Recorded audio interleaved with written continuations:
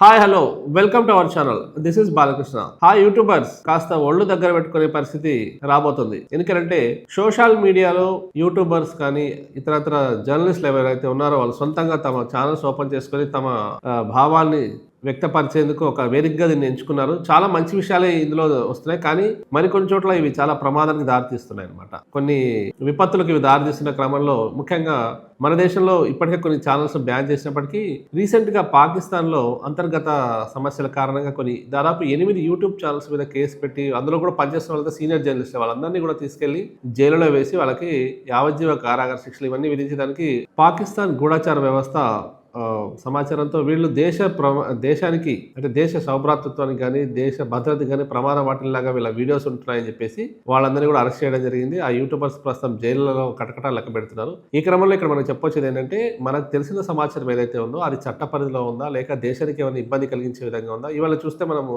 విదేశాల్లో కొంతమంది యూట్యూబర్స్గా చలామణి అవుతూ వాళ్ళ వ్లాగ్స్లోనూ ఏవో చేయటము, దేశంలో ఉన్న వ్యక్తుల గురించి, కొద్దిమంది ప్రతిష్టాత్మకమైన వ్యక్తుల గురించి, బాగా పెద్ద ఎత్తున ఫాలోయింగ్ ఉన్నటువంటి వ్యక్తుల గురించి మాట్లాడడం, సో వాళ్ళకి వీళ్ళకి మధ్య మాటల యుద్ధం జరగటం, అది కేసులు నమోదవటం. రీసెంట్ గా మనం చూస్తే విదేశాల్లో వెళ్ళి అన్ని ప్రపంచమంతా తిరిగి ప్రపంచ పర్యటనగా పేరు తెచ్చుకుని నాన్వేషణ ఆ యూట్యూబర్ ఛానల్ కావచ్చు, వాళ్ళ మీద కేసులు నమోదు. చాలా మంది మీద ఆ మధ్య పూణేలో ఒక యూట్యూబర్ మీద అయింది. అతని మీద ఈడీ దాడులు చేసింది. అతను పెద్ద పెద్ద కార్లు కొన్నాడని, లంబోర్గిని లాంటి పెద్ద పెద్ద కార్లు కోట్ల రూపాయలు చేసి ఆస్తులని గుర్తించి. సో ఈ క్రమంలో ఏం జరుగుతుంది, చాలా మంది యూట్యూబర్స్ ఒళ్ళు దగ్గర పెట్టుకొని ఏం మాట్లాడుతున్నాం మనం మాట్లాడింది అక్కడ ఏమైనా సామాజిక అభద్రతకు కానీ సమాజంలో గొడవలకు దారితీస్తుందా, దేశ భద్రతకి ఏమైనా ముప్పు వాటిల్తుందా.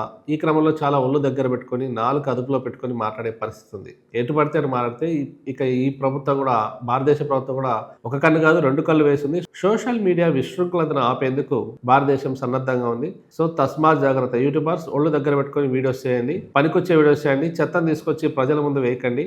ఈ మధ్య అన్సబ్స్క్రైబ్ కూడా చేస్తున్నారు చాలా మంది. Be aware about that. Thank you.